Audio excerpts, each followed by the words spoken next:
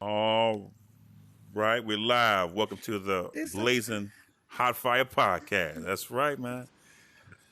Whoo! It's another Monday. It's Monday. Monday the 3rd of July. Man, we are here Messy Monday. today. I'm sorry? Yep. We doing Costume Monday today. Costume, you put your costume on and Oh you yeah, I know. forgot. Let me see what I'm Yeah, gonna we'll go put ahead. the little costume on and Let me go see participate. what's. We do a little costume thing on Monday. What's up, Rick? We got Rick Jones in the house. I'm a punk rocker today. You know, I'm a punk rocker. Yay, dude. All right, this is to have a little fun. World Regular rules. Douglas. That's what they talking about. I wish I was. World rules. Show respect for others. No calling someone out their name. No talking over someone. My IG is superhot1. The podcast is Blazing Hot Fire Podcast. Catch me on YouTube or catch us on YouTube at Super Hot One. You can find the podcast on there. Subscribe to the channel, and some real good talk. Absolutely. Over here to my right or to my left, we do nothing but positive vibes only.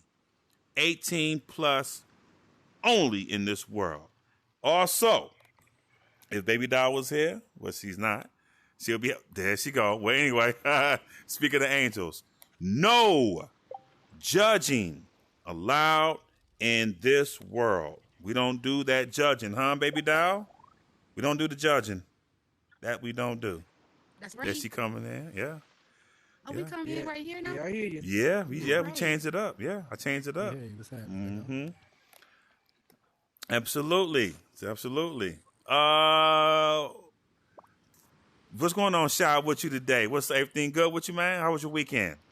It's all good, man. You know, the weekend was decent. You know, like I said, it's always a good weekend when you got baby. But, Yeah. you know, it was a that, man. We said that for hours, man. I said, man, y'all finna let me go home at 5 o'clock. He thought I was playing. He said, you finna stay till 6. Guess who's out at 5 o'clock? Me. Okay. You know, not staying until no 6, man. Yeah. All right. Baby Doll, what's good with you? What's good with you, Baby Doll? You can't. Fine. Come over here, Nyla. Naya, come on. How you doing? You all right? I'm sorry. You say go ahead. Hey, Naya. Yep, Naya, good. You said what now? Well, how was your weekend? It was awesome. Good? It was awesome. Me invite some friends. Yeah, invite some friends. Yeah. All I right. Yeah. That? We got Hutch in the house. What's up, Hutch? Hutch got bread is in the house. Philly, baby. We got Rick Jones, Naya in the house. Today, good people, we have a special guest. This young man been coming here, supporting the podcast, and he'll sit right over here. That's his spot. And I would see him, and he would wave and kept it real, gangster, but just being quiet, Good brother. I'll talk to him. He has a story that I want to hear. I like the outfit. I like that. Well, how was your weekend? Weekend good? Weekend good? Yeah, it was alright. Okay. I like the outfit. That's good. You ain't introduced me, but whatever, bro. We got Millie from you wasn't coined out from Florida, Miami. Yeah. We got Shy from Chicago and Baby Doll from Jacksonville, Florida. But this gentleman right here, he is from Be More. He have a story to tell, and we can ask him questions. MoshefMoses in the house, y'all. Give it up for our special guest. Yeah, man. My brother. Tell us on how you came up, and give us the story on your upbringing, how you came up in Be More, and what was it like growing up in the streets of Baltimore. So, where I'm from in Baltimore originally was an all-black neighborhood that was created for the veterans coming back from the war. And it's built, and all black everything. The streets were named after famous black people. I went to school with people that look like me up until six. My parents split up. Then I moved to another part of the city. This was the 80s, and it was a beautiful time. The place I grew up was it was actually not supposed part of the city. It was built to be a part of the county, but at the last minute, the city took over. So we had swimming pools, we had hunting, fishing. They put everything that the white kids would have had taken advantage of, but instead we got to have it. And this is if you live down the bottom of the hill, and at the top of the hill were all the projects. So I kind of went back and forth from both for a real long time. It was a beautiful, beautiful place. Man, it did split up. I was 10 and moving to West Baltimore. I was prepared. So this part of Cherry Hill is South Baltimore, but it's the southern. Moving to West Baltimore, there weren't trees. There weren't like animals running around. It was just like the concrete jungle. But I was prepared for it because I knew how to survive if I had to. But it's a beautiful. It was a beautiful place. It's really not that way anymore. You can find beauty, but it's everything changed over time. Killings, stabbings turned to shootings, and even more shootings. So, yeah. At what point in your childhood like things started to change? Like you started see like what age or what year when you started saying, okay, this is, and then you start kind of getting involved in some so-called wrongdoings or things of bad nature. So that was probably about I was probably about 10 and a half. My parents split up. My mother, once we moved to West Baltimore, she got on drugs, so she was getting high, and she just left me. So oh man, it was just me, homeless on the street, really for about 10 to 15 days, just by myself. And I didn't know she left me until we used to get these things called food stamps, where it was actually a food coupon. The food, right? And yeah, so she gave me at that age, nobody told me what to do. I just got up. I knew I wanted to go outside, so she gives me a bunch of food stamps, and I'm playing outside all day. And when I go to use them, the Chinese lady says that I need the book. So I go back to we were renting a room over top of a bar. So I go back to the room, and this guy named Mr. Jimmy run the bar.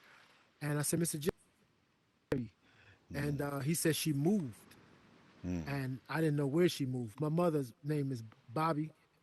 That's all I ever called her, was by her first name. So she was, my mother now is more like a cousin, it feels like. So we don't have, like, she's like a distant cousin. Mother. Yeah. The mother's son, you had that mother's son bond. No, no, she was also like abusive, verbally, physically, illiterate from Texas and Virginia, came up here because she didn't want to go to school. Then she ended up getting pregnant with me, of course. My father said for like the first 3 years she was really good, and then she just hated me for some reason. I think I robbed her of her childhood because she was 17. She was 17. So, wow, okay, yep. But it changed. Was you 10 and a half? Was you the only child? Was you the only child? Yeah, that was it. Soon she got her tubes tied. So. Oh wow. Yep. And she actually didn't want to have me, but she didn't know how to go about getting rid of me. She was functionally illiterate, so she didn't know how to. Yeah, I think it's very important to bond with your mother, man. You know, and your father, especially your father. You know, and that's good that you still had you said your father in your life. Yeah, but I've always a had mother. Father, so I've been the opposite. Yeah, your mother is the. I don't know if you. I can. It's the first person that. First woman that you love. You know what I'm saying? And that mother's love is very special and essential to a young man's life, to a little boy growing up. What were some of the things that you started when you was growing over? You started getting off into that was doing some wrongdoings. You said mentioned about bullying or things like that. Well, out and we all kind of lived in the projects, but I got teased those same projects and being on welfare just like the rest of the kids. Right. But since I was alone and they had brothers and sisters, I was the poor kid. I was also being light skinned from 2 black parents. I was also for some reason. Right. And I hated that to my core. Yeah. Gave me thoughts of suicide at 8, 9, and 10 years old because all I ever wanted to do was be black because that's all I saw. Didn't matter what shade, loved being black. So my father would explain it to me to just be proud of who I was, but I hated it, bro. Yeah. I used to just stay in the sun all day. No way. Wow. Burn my skin. Just so I thought it was gonna make me darker, but it just made me red. Yeah. It just made me red. Yeah. I hate it. Yeah. I as I got older, one thing I used to do, my mother, one thing she did do was clean house and she cooked. So I inherited those things of the cooking and cleaning. But when she would vacuum, we used to have these box fans and we used to sing into them. I would hear the radio and I sound just like that. And she hated it. The only time I could sing is when she would vacuum. We had like this orange Hoover vacuum. She would vacuum the floor. I would stick my finger in my ear and I would just sing until she's finished cleaning up. So that's how I discovered that part of like music. But then living in West Baltimore, being a kid who was the lookout, it was hustling because kids didn't get locked up at that time. So I could tell you if police are coming, I could hold the dope for you and make a little money back then. So especially for a kid. But then I got into stealing cars. And then as I got older, talking jumping 17, I get sent to California, to Long Beach with my cousins. Right. And because it was supposed to be a better place because they lived in a house, they were out in the county, was it? So instantly I got introduced to a gang lifestyle out there. Right. And I was fascinated by it because now I got brothers and I got cousins. Okay, now you was in what city again? In what city? Long Beach. You was in Long Beach, California. From Baltimore to Long Beach, yeah. Wow. Yeah, for the summertime. A few weeks in the summer, come back. And how was it? It was really good. I had so much fun. Church, we did none of that. It was just hanging out, experimenting with weed, and just having brothers, really. And it was awesome. Now, what relative was in California? This is on my father's side. So okay, so, it was like an uncle. Like an uncle. Yeah. Okay, uncle. So to jump back, when my mother left me, I visited, and I was that aunt instead because they didn't know where she was, and my father had then moved to Virginia once they broke up. Right. So social service was called. So they called social services, and back then there was no area code. So I just always knew these 7 digits in my. And told them the number to call, which was my aunt and uncle. The social worker had actually grew up with uncle. And they worked something out to where I could stay with them. But I was already rotten by that time, or not rotten. They just wanted me to get away for a while. So they were trying to give me an opportunity. Now, at what age was this again? It was that was 17. 17, but I got so you were a placed teenager. with them when I was 12 because they sent me with another aunt who was abusive. Wow. So, I thought she was nice, but there was just so much. That was on my mother's side. All the abuse came from my mother and on my mother's side of the family. Wow. My mother. All of the brothers and the men always looked out for me. My just a lifesaver. And my father's side are the ones who sent me to just get away, to not be in Baltimore. Because at that time, for black men in Baltimore was 18. Right. Was 18 to 21. Right. And coming upon that age, needed to get away. Right. So I got to experience a lifestyle that I knew nothing about, because here in Baltimore, we didn't have gangs. We just had Right. neighborhoods, and I could hang with anybody from any neighborhood. It wasn't a color or nothing. Exactly. We just hung out. We had friends Right. everywhere.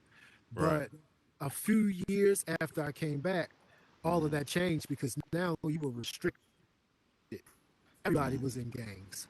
And in my neighborhood, there were some kids that were in gangs, but they didn't have, because they didn't go to California or a place like Arkansas, those places that really have gang culture. Right. There was no real culture here. Everybody was really pretending.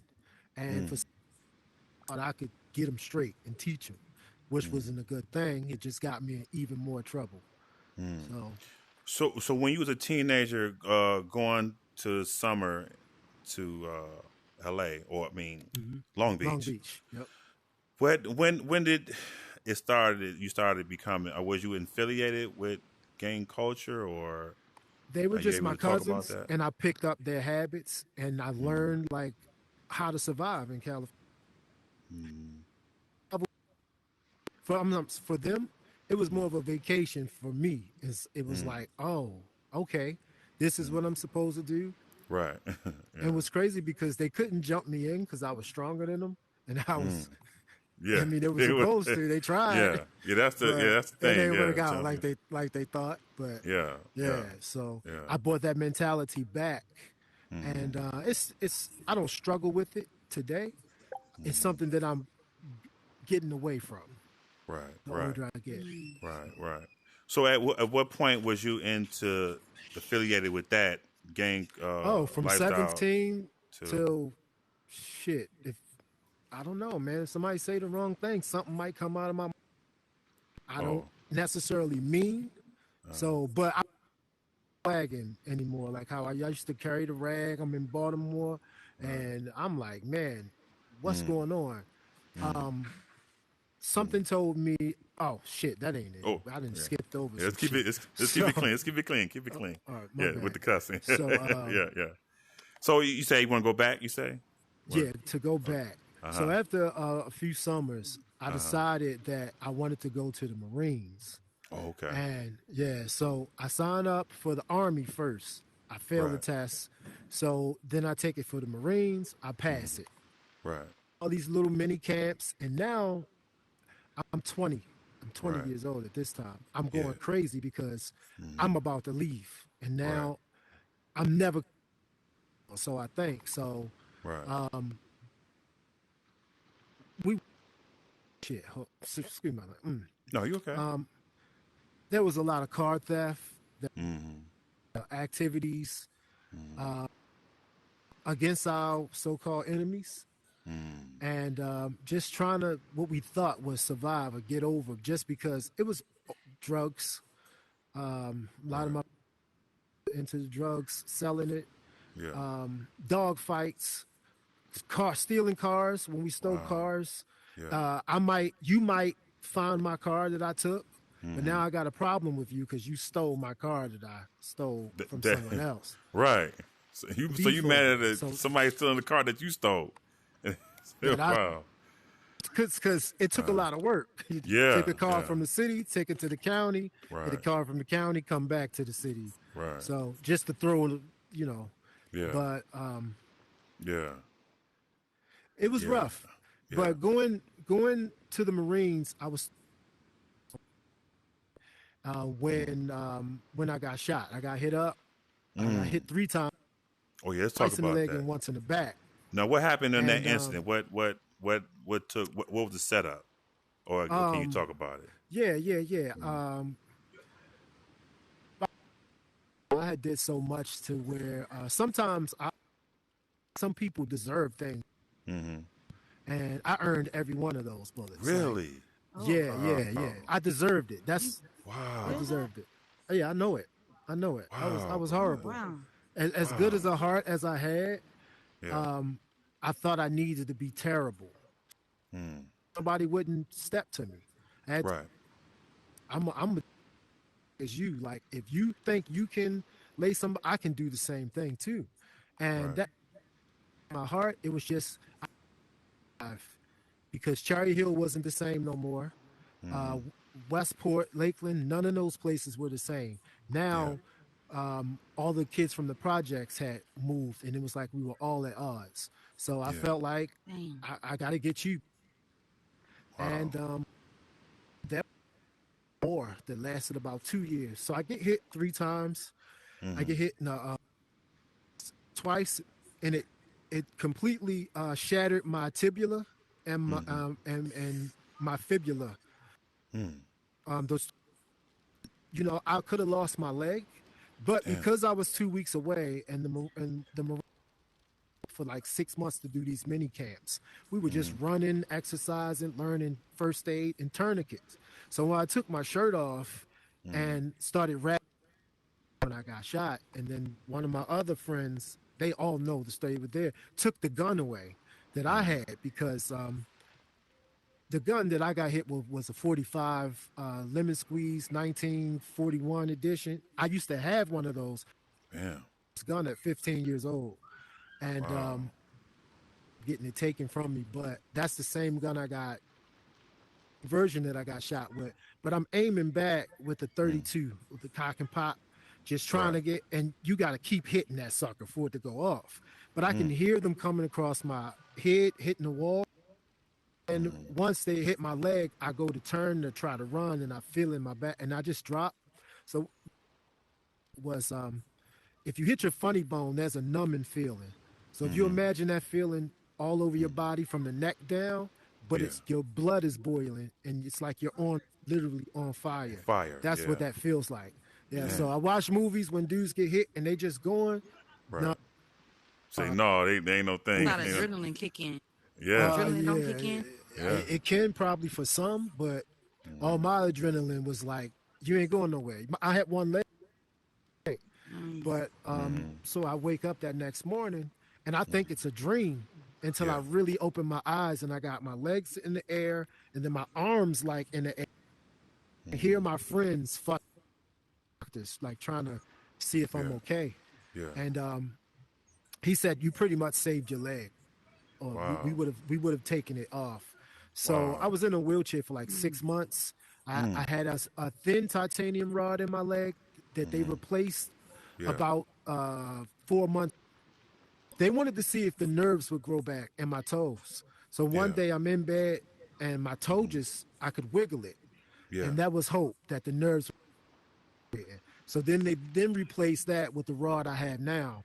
Yeah. And I've been fortunate to where it's there, but I only really know it's there when I go through the airport. Right. Other than that, I can't tell. My back is fine. I was young enough to heal from it. Now, I probably wouldn't make it. And you was how? And you was how old when you? I was 20. I was 20 years old. Wow. Yeah, I was 20. And whew. Yeah. Yeah, man. But there was a war. One of the guys is still alive from that was it. They did a drive-by. So that war lasted 2 years. We lost friends on both sides. They lost. And as I started to get older, I had a child. And Gilmore Homes, which is the projects where Freddie Gray was killed. And it was really rough up there. Yeah. And finally, I moved away as my kids started to get older. I wanted to change, but it was hard to change because now I had picked up an addictive mindset. I was addicted to anything, whether it was smoke, alcohol, shopping. I just had to do something, but I did it like in abundance. Like I would smoke till I got a headache, and I would just take a nap to try to chase feeling. Then I go back to California, to Long Beach, and I'm hanging out. That both of my parents were addicts. Once you're an addict, always an addict. You're just in recovery. So for some reason, I said, well, I want to try ecstasy. Try the ecstasy. And the ecstasy has traces of cocaine in it. So when I do come back to Baltimore, I didn't know that. Well, that I had. I come and I'm smoking weed, but I'm not getting high. Yeah, I'm not getting high. And I'm like, I don't know what's wrong. And then that's how I found out. I got tested. And the job that I worked at the time, there was an officer who worked there. And he said, I have a friend who's in Shore, Maryland. He has a prison style. You don't have to go to jail, but if you go there, you will go to jail if you act up. So I'm like, okay, how do I sign up? For some reason, my job covered the whole thing. So it was like, you go to jail for 35 days and until you detox. So I then had to detox thing. So at this time, I'm 6'2", but at that time, I was probably like 165, 70 pounds.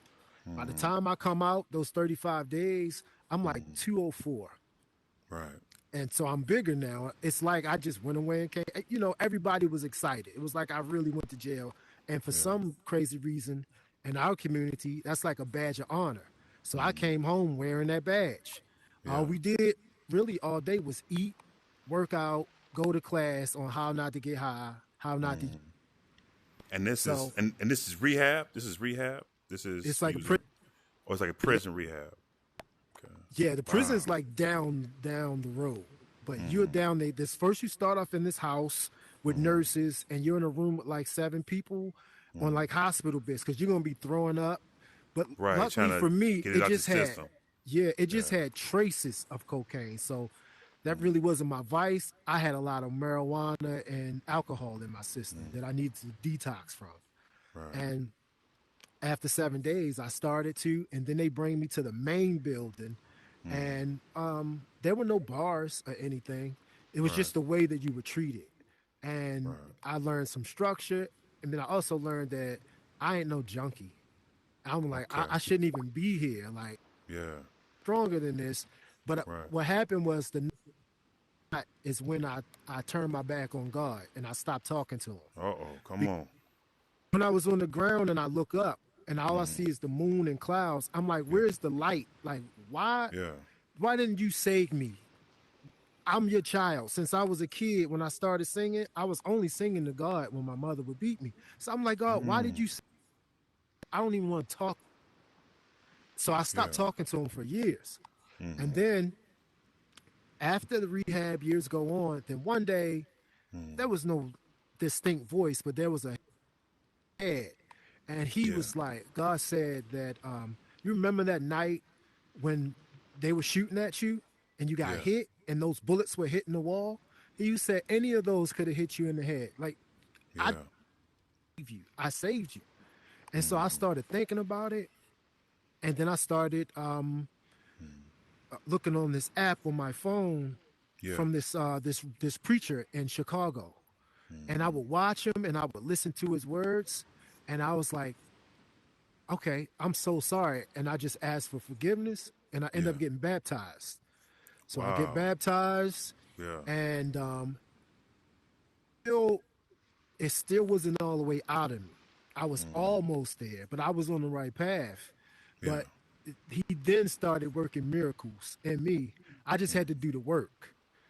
But I thought I had it at one point. So then I started helping friends break this down. Then they start smoking. Oh no, I'm good. Right, you were turning, you know, turn it man, down. roll that. Yeah. And now I'm rolling up again. And now I'm in a shame because now I got to go back to God again to ask for more forgiveness because I didn't. Weed is legal on a state level here in Maryland, but we used to have to hide the smoke. It was like you're gonna go to jail. Yeah. So I was hiding. I was self-medicating, and I used it as a crutch for everything. I had to smoke as soon as I woke up, but it was making me a bad person again. But by this time, now I'm 6'2", 242, and running into dudes I seen growing up that used to bully me. Something to you, and I didn't care if you was something. Now I'm gonna put my hands on you. So I got into that part of it, which was wrong because now I'm supposed to be growing up. Now that piece, and I'm better, but I just couldn't. I had a thirst for revenge instead of just talking to God again. You know, lead me on the right path. path, right. Which I still right. struggle with. But All right. Hold on. We're gonna pause for the cause. Let everybody know, hey everybody, how y'all doing? Welcome to the Blazin' Hot Fire Podcast. How you doing, Frenchie? Spidey, doing good. And we got my man Rick Jones back there. If you like to say, you probably already say the world. Today we have a special guest.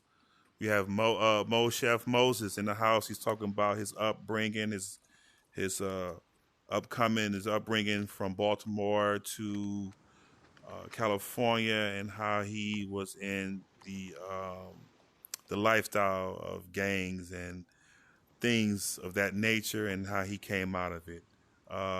Just want to give y'all just an update. If my panel want to ask a question right now, and then you can finish your story. But if y'all want to ask a question to him right now, anybody got a question want to ask him? No.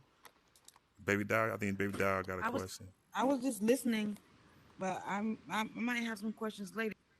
Okay. I'm just listening right now. yeah, no problem. Okay. All right. Yeah, I am from California too. Okay. Yeah. All right. Yeah. So you got any questions? No, right now. Before we. No. No, right now. Okay. All right, brother. So you said God, that you was turning with the you were doing the drugs, and you was asking God why. Yeah. And what? Yeah. And Satan me. But the whole time I didn't realize that he was. Mm-hmm.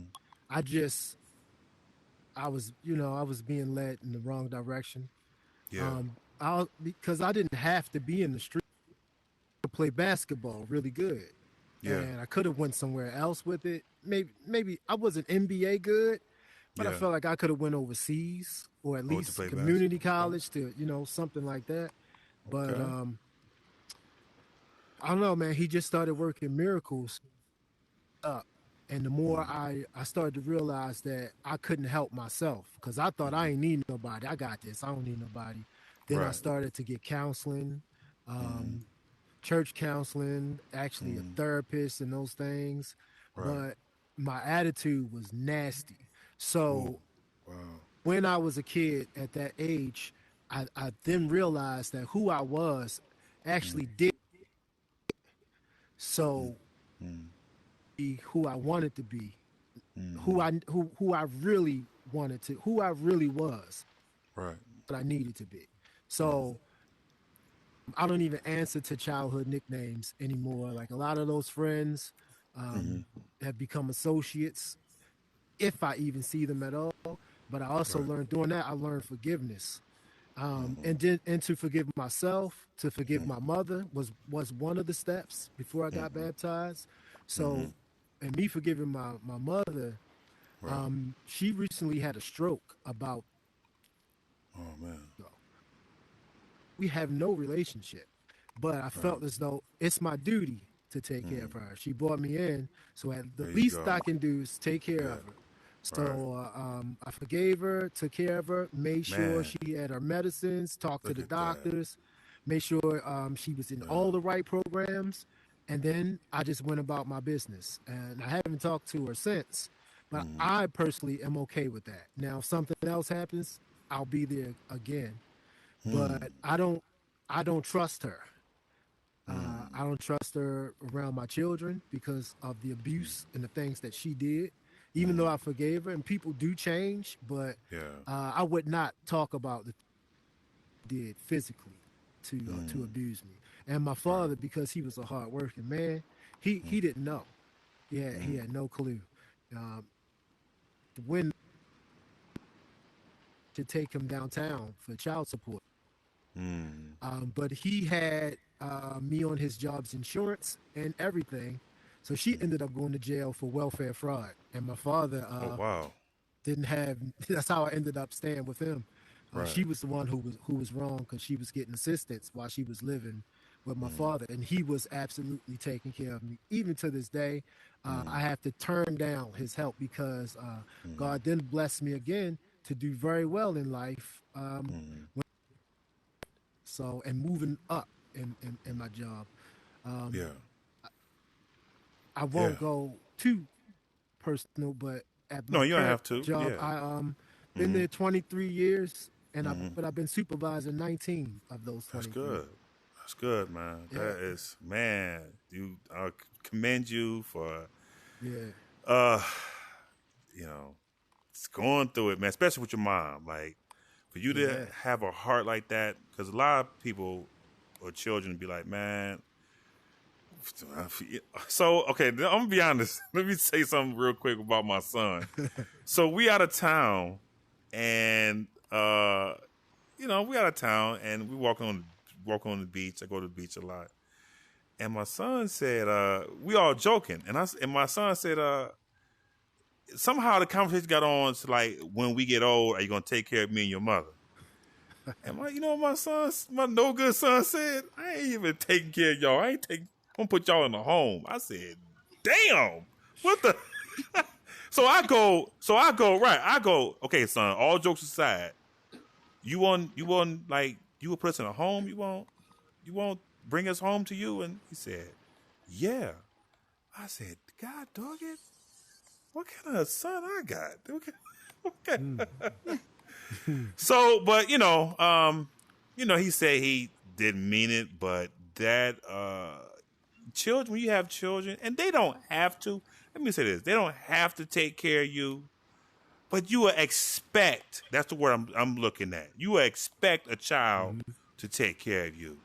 Yes, none of us asked to be here, I get it, I wouldn't ask to be here, but it was kind of heart-wrenching to hear my son say that.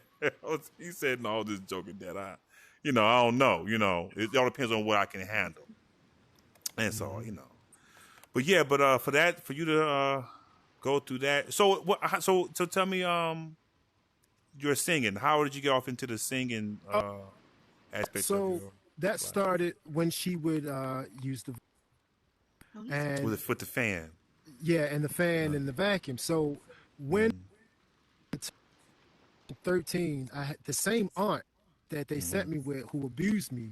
She passed away. I was singing. This is crazy. I used to stick my head in the dryer, like go in the basement where nobody can. What? Oh, wow. My head in the dryer. So I would sing and nobody would hear me, but I could hear the acoustics. And so I would down singing. So I get to like the 8th grade. And there's this thing called Baltimore Star Search. And Baltimore that, then you go to regionals, and then they try to get you into Star Search with Ed McMahon at the time. So I win for my school to compete against the other schools. Right. And they said I couldn't go because I was too bad. And they sent some to represent our region.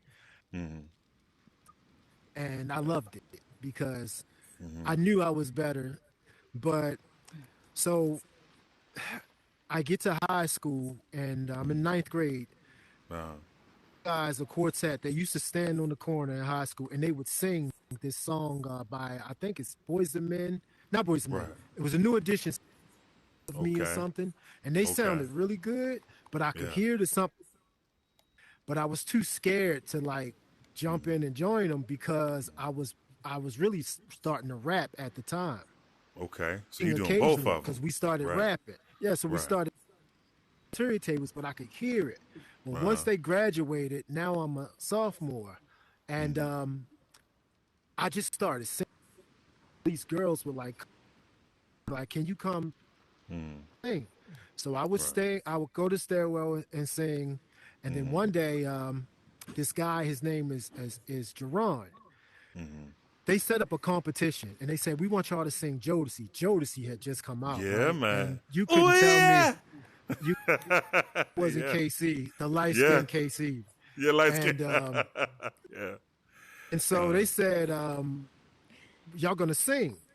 So school let out, and I had I went to the 4th largest high school at the time in Baltimore, and there's like, and they're like around us. And we start singing Jodeci. And he says, what are you doing this weekend? And I said, nothing. He said, you're going to do this show with us. He didn't give me a choice or nothing. So I started singing with them. We didn't eat lunch for a year after that. We just sang through the The same. Many Okay. kids with us teachers. He then disappeared one day, and I didn't see him until I picked up the this thing we used to call a newspaper. Going to be had been signed by Andre. His name is Ronnie Henson, and he was signed, and I was kind of hurt. I was like, man, I wish he would have told us. Not that we with them, but we had a whole singing group with 2 other members, which was Charlie and David. So I then stayed in the choir with Charlie and David. Disappeared, and I'm like, damn, where? Oh, so one day, I'm about to graduate because they were a grade in front of me, and I'm watching video. Song comes on, it's like no more shopping sprees. I'm like, oh my gosh, and I'm like, yo, wait, do that again. Wait, hold on, do that again. David, Charlie. So they had changed their names. Yeah. And I was like, are you kidding me? Yeah. So then I want you to sing again. That's pretty good. give us one more. Give us one more. No more shopping sprees. Go ahead. No more shopping sprees. This guy no right more here. late night creep. No more VIP. No more. So when they when they came out right there. when they came out, yeah, every time they performed in Baltimore, yeah, show, and I knew all of their songs because I'm like, one of those background singers gonna get. And I'm ready, buddy. I'm ready. Yeah. They never got sick, but they always showed me love, even to this day. We're still cool. Yeah. Everybody from that group made it except for me. Oh. And it's crazy, but I never felt bad about it. It just made me grow and made me. It was just a different path for you. That's all. Right. It's not. Don't feel disappointed. It's just a different. It just wasn't. Oh yeah. It wasn't for you. It wasn't. God had something else for you. You know what I'm saying? I was just happy. When I did go to see them everywhere, they always like showed me love, and I was like, that's all I wanted. Yeah. We're still family, like boys. Right. And I'm doing shows, talent shows. Then I start doing funerals, and then I start getting booked for weddings. Wow. And then I think what made me kind of stop was I did the funeral for that I did that wedding, and it was heartbreaking because people was like, "Oh, you did that wedding? Oh, you did my yes." And then she passes, and it's like, "Oh man, it's too much now." Right. But then did you have a manager, or it was just you booking on your own show? No, it was just me. I was just doing it on my own. When the internet came out, I was on this thing SoundClick, and I was doing really well, and then everything and revamped it, and I lost like my rankings. But I was rapping and singing like. Oh, you rap too? No longer Okay. ashamed to do both. Yeah. Let me hear you buzz a hot 16 real quick, Mo. It's just what you got for the people? The people want to hear. Yeah, what's up, Danica? We got Danica. We got Trina. We got Key. What's up, Real? What's up, y'all? Thank y'all. You got a no. Or maybe later on. Yeah. Okay, later on. Yeah, I ain't put you on the spot. Yeah. I started doing that, and then I started going to like chord, and when I got down there, the girls, close my door. Y'all loud, please. I'm doing an interview. He was like, please. Come out the booth. And he was like, did you write that? And I said, I was freestyle.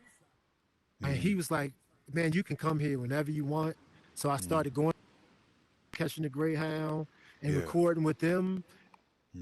Something happened with them as far as maybe drugs, and they couldn't maintain what they had. So let's fast forward, because for a while I did stop doing music. Got the virus, and I lost about 200 to 250 songs completed in half, and about 100 windows open because I clicked, and that kind of broke my heart. Done, but I couldn't help walking down the street and hearing something in my head to say, you got to sing this, you got to write it down. Right. And so I got in 2020, And I get on the Quest 1, and I'm in I'm in big screen. Okay, And here they're we go. playing these Here we lo-fi go. beats man. in big screen. Come And on. and then certain people would just always come to see me.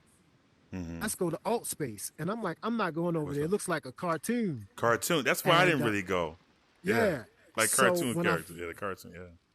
when I finally do go, Right. it's a singing contest. And I'm Right. like, I might All be able to in. win this. Like, Yeah. yeah, let's go. So I actually won. You was all in there. Yeah, huh? I was You- like, oh, yeah, this is what we doing here? Yeah, so, yeah. So I end up winning. Oh, and, wow.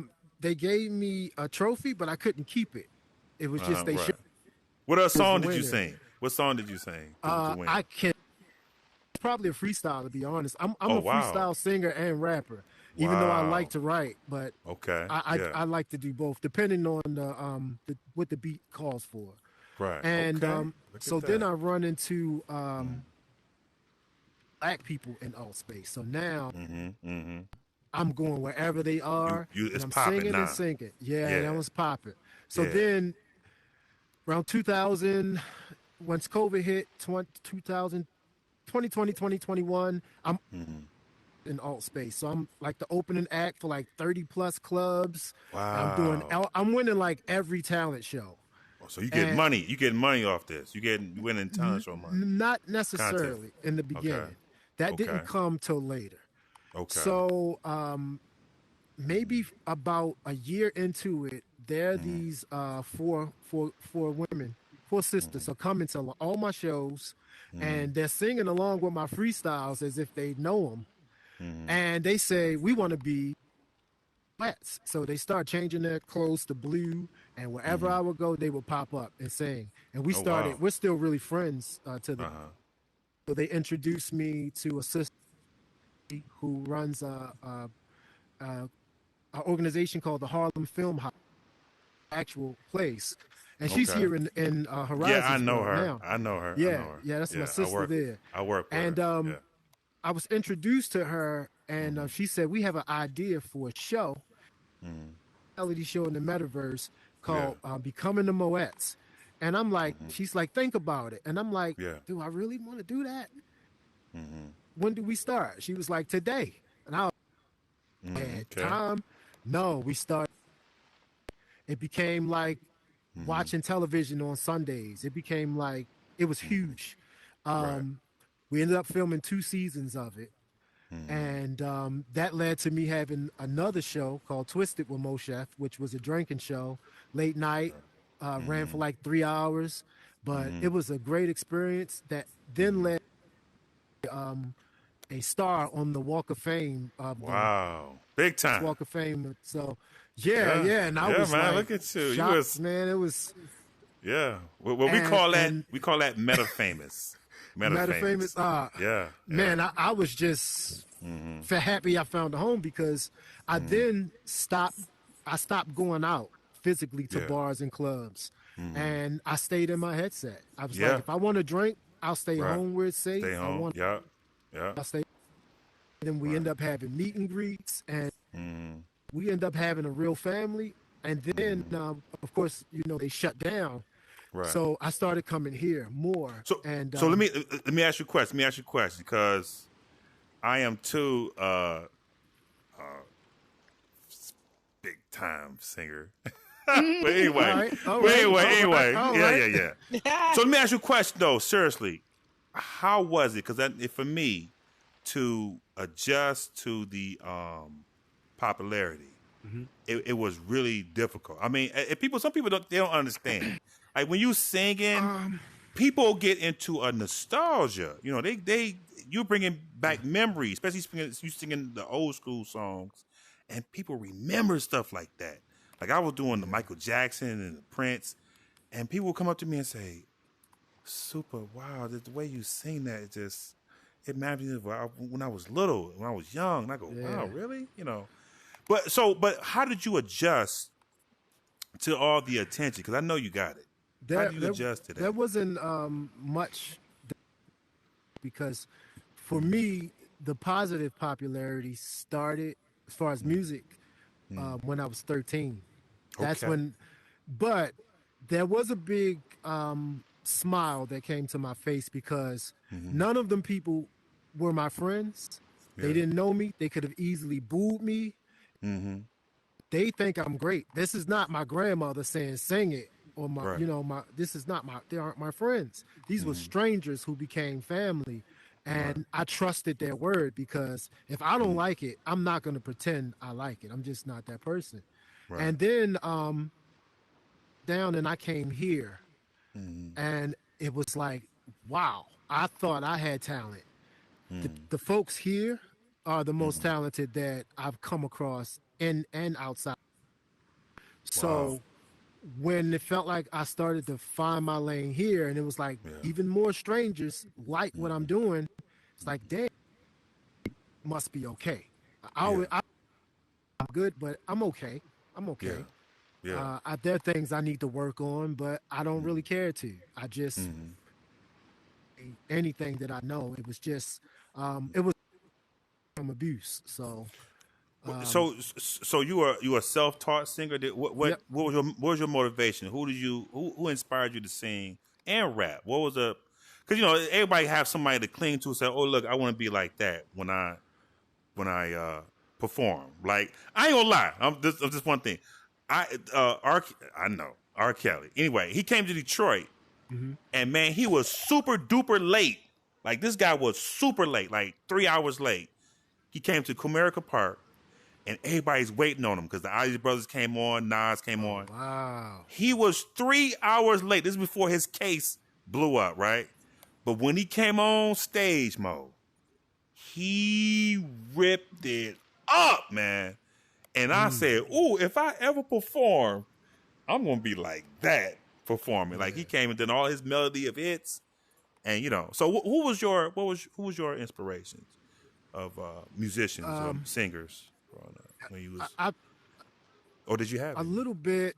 Stevie Wonder definitely was a staple.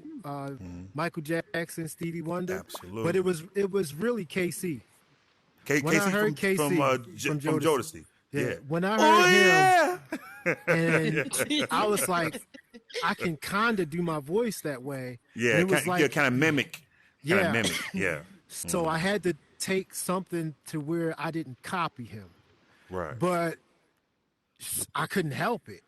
So we learned every song of Jodeci's, and that's it.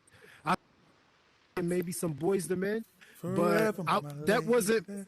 Yeah. I didn't want to wear them sweaters. Yeah. Jodeci came out with the leather, with the boots and the mask. Kind of looked like thugs. That's me. Yeah, was singing. The R&B thugs. Man. Yeah. What was your favorite song from them singing that from Jodeci? For My Lady, you got Get On Up Now. Get On Up is dope. Cry for You. Cry for You. Those are dope. It's so hard to choose because I don't just pick just because it's KC. JoJo has a song you and I love. JoJo comes out. Isn't good to in words how I feel and make you say don't stop. I couldn't make you feel. I can tell you about you and I.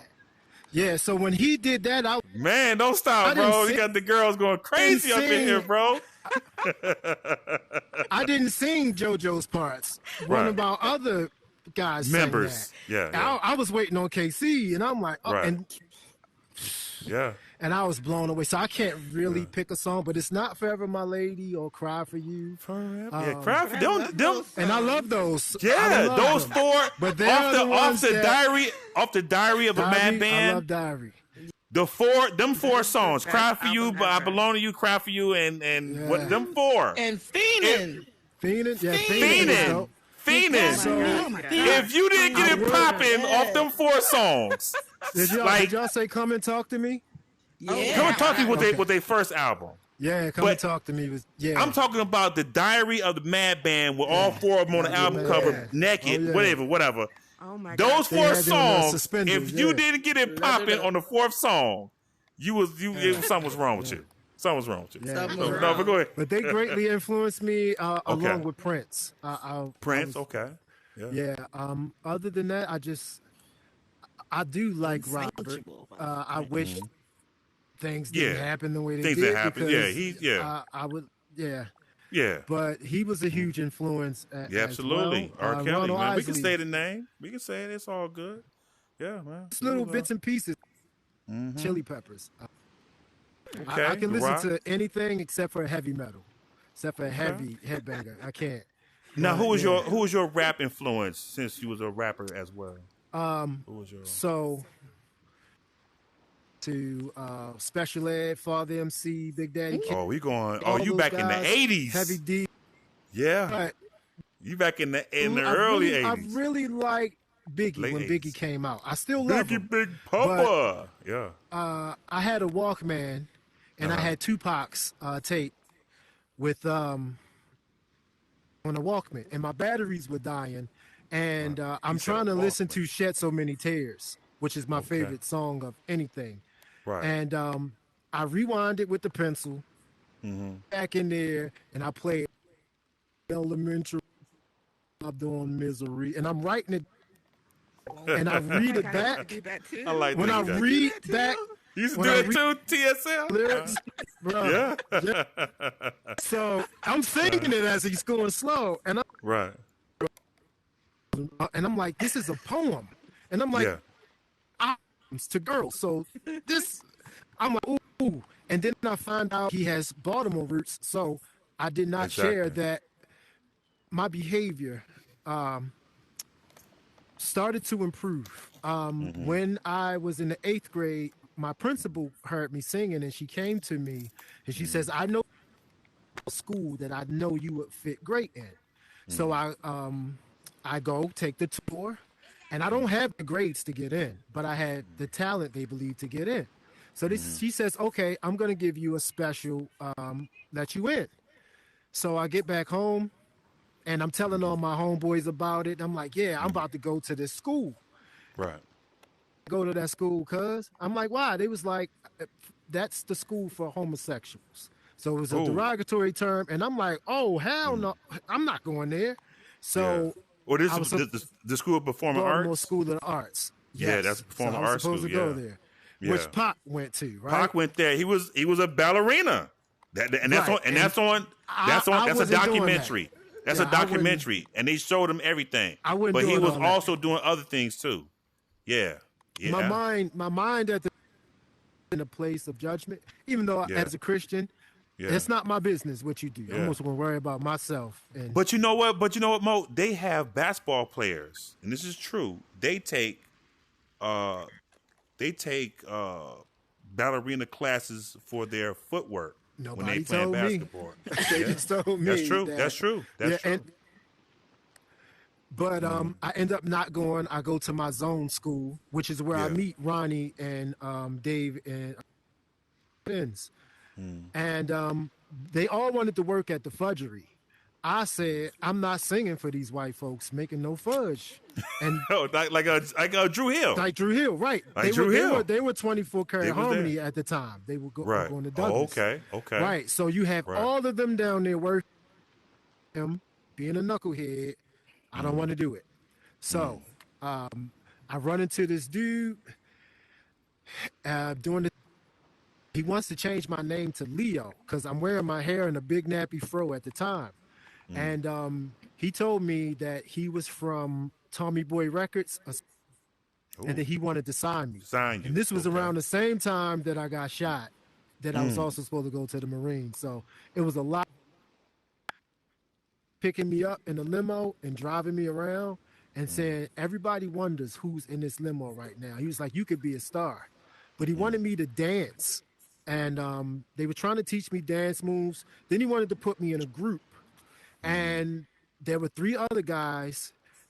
They didn't want me in the group. I sang for them, and it sounded good to me when we sang Right. together. But I thought me because he was the lead singer. So there's this thing called Cherry Hill Day. And Cherry Hill Day, marching bands come through. And the same dude that didn't want me, he was in the front twirling the baton. and he had on big white boots, and Mm. that was the dude that didn't want me. Like, I was like, well, maybe because I was, and I would have been of his lifestyle, I wouldn't have stayed anyway, because I didn't want to that. Whereas now I have friends of, but I just wasn't ready for anything. I didn't want people to assume that I was that way, because now I gotta put my hands on you because I'm a man. Not saying they aren't, but I was really judgmental because my family was. But that was back then. You said that was back then. That was yeah. That Now, was the younger you. Yeah. It's I like, don't care whatever. what you. Yeah. Right. I mean. Yeah. Well, yeah. So, do anybody got any questions? Anybody got any questions for Moses? Baby doll, you said you had a question? Yeah. What about now? Like, oh my, got 10 more minutes. My stuff. So what about now? Like, how to use your past to dictate your future and how you moving forward? So, I just remain calm and know that I've gotten this far by being rational and not just jumping out there on impulse and let my emotions lead me. I just use more logic because one mistake, I'm going away forever. And the way it works is I'm not going to let's say something happens. I'm not going to let the police kill me. Wow. And it doesn't have to be that way. So I went from carrying a weapon to, for some reason, they give me a license to carry. And wow. So I carry everywhere legally, and I don't really no more, to be honest. I don't want my rights taken. I want another man raising my children.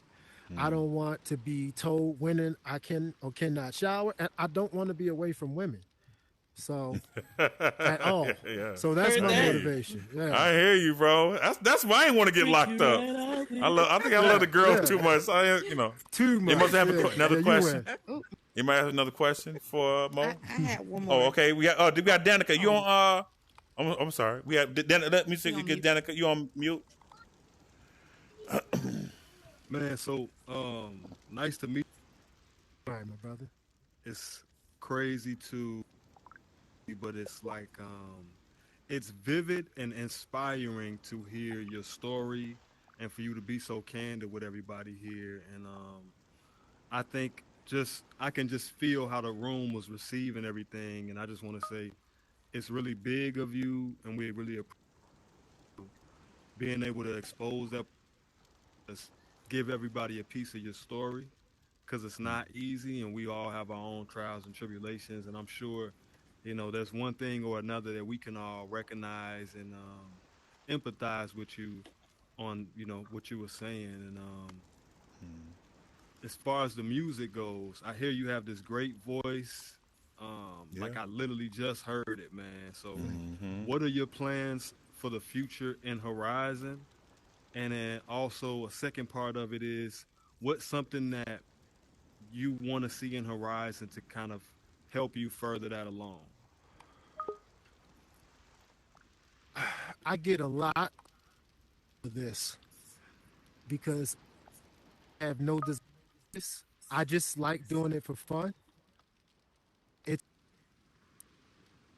I don't know, man. I'm not somebody who wakes up and says, I want to go rehearse. I don't know if I'm going to feel like rapping when I wake up or singing. I just thank God that I can wake up and I'm able to express my talent in any way. But I don't want to do anything. I felt like I've done it already, and I'm at peace with that. Now it's just for fun. It's like to see people grow and get better than I could ever have been. And for somebody, if that's their path, that they make it and they can support their family. But I would like to see something repetitive or a copy of what we hear out now. If we can do that and inspire these younger kids, because they're nice on here, that would be great. As far as like in Horizons, maybe there should be something where kids are learning how to write, how to song structure, how to copyright, how to protect them, trademark, and all of those things. So that would be great. that. I know I'm not going to teach them, but if someone does, I would definitely support them. Thank you, but thank you, my brother. Absolutely, yeah. We do need somebody here. You know what? That's a great idea. We need somebody here to teach people the music business side of it. There's talent like crazy, you know, in all these apps, but we need somebody to teach people, teach the kids the music side, the business side of the music business. Just to handle that, you know, because they bad contracts and you know just scam, just crazy deals that they're getting ripped and robbed from. Man, it's crazy. Yep. I'm talking about major artists are still signing bogus contracts. Yeah. It doesn't make any sense. Stop signing that without a lawyer. But yeah, anybody else want to ask? What was it? No. I had one more question. Yeah, sure. That I wanted to ask. And everything that you've been through, what would you say to children that's probably going that you're going through or went through? What would you say to them to make them? Hold on, I'm sorry. You didn't talk about your travel journeys. Want to talk about that a little quick? Like where you been? You said you've been to Mexico. Tell us about that. Yeah. So you travel. That's. I ended up getting a pass. It's big because I sitting down one day. I had this thought that I don't want to die without leaving the country, without ever leaving. And project made it from apartment to being a homeowner. And I said, well, I want to get out of here to see what the rest of the world is like. And originally, I wanted to go to Kenya. But then a guy I work with said, hey, come to Ghana with me next year, me and my family. I'm searching places to go, and I don't speak any Spanish. But I said, I want to go to Mexico. Right. Yeah. And I went, and I had a ball of my life. Yeah. And the people were just, like I said, you would have thought I was also Mexican, even though I didn't speak it. They looked out, and it was just me all by myself. And man, they really embraced me, and I can't wait to get back. Baby doll something. Yeah. So what other places have you been besides Mexico? Mexico. That was my very first time out of the country. Okay. I'm gonna go anywhere I can afford to go. Yeah. So how many days you was there? How many days you was there again? You say about total 11 total. 11 days. Oh wow. Okay. Yep. And I researched like how long, and I was like, you know what? I'm just gonna go until that number says. And then I also was my first time. I'd been on planes forever, but I'd never flown first class. Right. And man, I just felt great. And then even better is that when I looked around first class, the majority of the people looked just like me. And I just sit back and I smile. Yeah, that feel good. Yeah, that feel good. We see your own kind. Yes, indeed. When you see your own people, when you out of state, when you was another man, that feel good, man. That's a good feeling for real. Man, it was like we knew each other. Yeah. Without knowing each other, you know each other. Yeah, absolutely. Yeah. Oh, come on.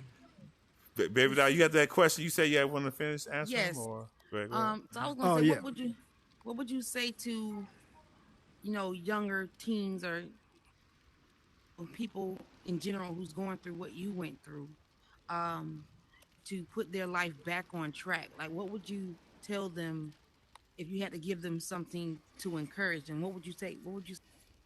It's encouraging enough, but what would you say?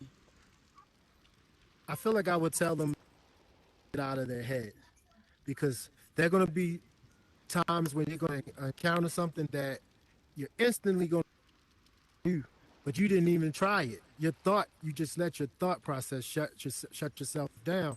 Just go do it. Get out of your head. Don't be afraid to jump out of there, and don't worry about what people are going to say. And if they laugh, they're probably laughing because they want to do what you did. They just didn't have the courage to do it.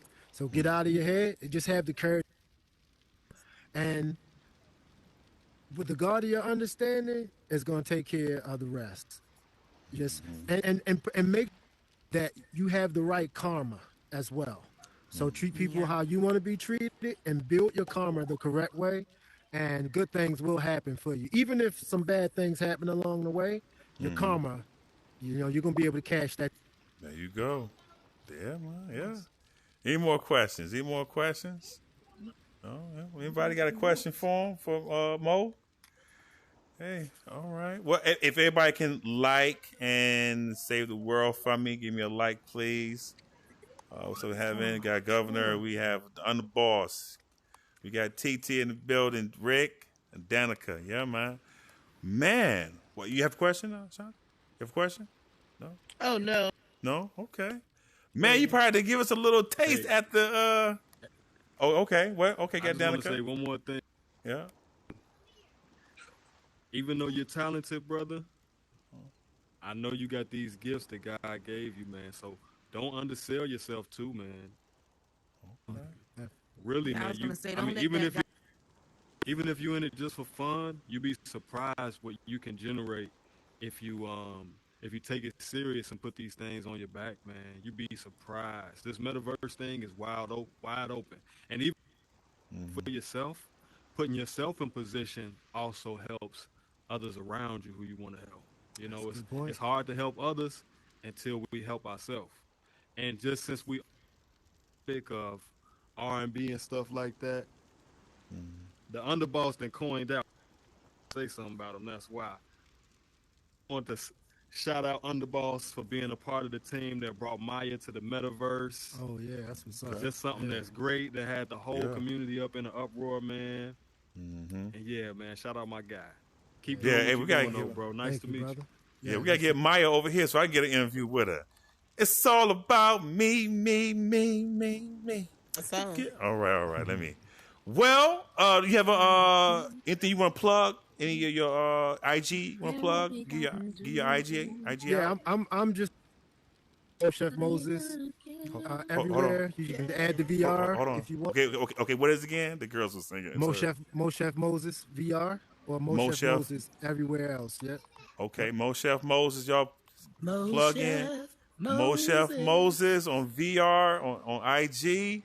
Man, what a wonderful interview. TS, you got a question to ask him? No questions. No question. She waiting for you to sing, brother. Again? She waiting for you to sing. Yo. Right. Before we end this, yo, let's get everybody behind me, please. If everybody can come, even from the audience. My controller keep doing what it want to do. Y'all can come out to WP. I'm there on Fridays a lot. Rapping, WP, what's That's WP? where I know you from. Yeah. Oh, you be rapping. That's all. Right as Right pen as joint. Yeah, I got you. Yeah, That's for where I know sure. you from. Yeah. Hey, if everybody in the audience can come up for me, please, and stand over here, please. We're gonna end this show. Come on, don't be scared. Underboss. Hey, Haven. Governor, come on up. We gonna stand right. She bringing her down. We don't want your bot, girl. We want you. Get your.